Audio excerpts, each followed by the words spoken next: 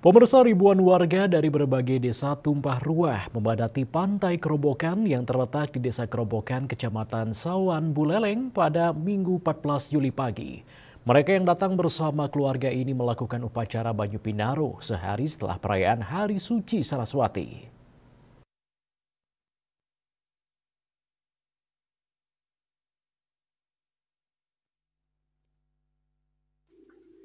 Pantai Kerobokan sendiri memang menjadi salah satu destinasi warga, khususnya di Kecamatan Sawan, untuk melakukan pengelukatan atau penyucian diri.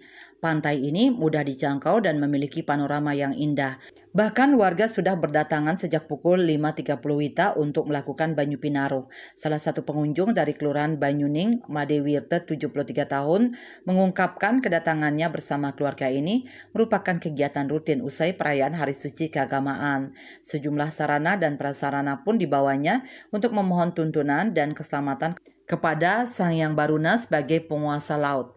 Hal yang sama juga diungkapkan warga asal desa Sug, Made Septiani 23 tahun. Ia ke Pantai Kerobokan bersama keluarga. Menurutnya Pantai Kerobokan saat ini menjadi pantai yang lebih memikat dibandingkan pantai-pantai lainnya. Terkait makna Banyu Pinaro, Akademisi Sekolah Tinggi Agama Hindu Negeri, Staf Negeri Empu Kuturan Singaraja, Dr. Imade Bagus Andi Purnomo SPD MPD menyebut bahwa secara etimologis berasal dari dua kata yakni banyu berarti air dan pinaro atau pangruh yang artinya pengetahuan. Secara filosofis, Banyu Pinaro dimaknai sebagai prosesi penyucian badan kasar dan badan halus dengan sarana air.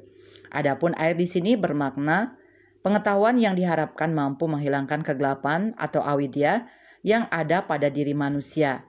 Filosofi Saraswati yang dikaitkan dengan Banyu Pinaro erat kaitannya dengan simbolisasi pengetahuan seperti air yang mengalir.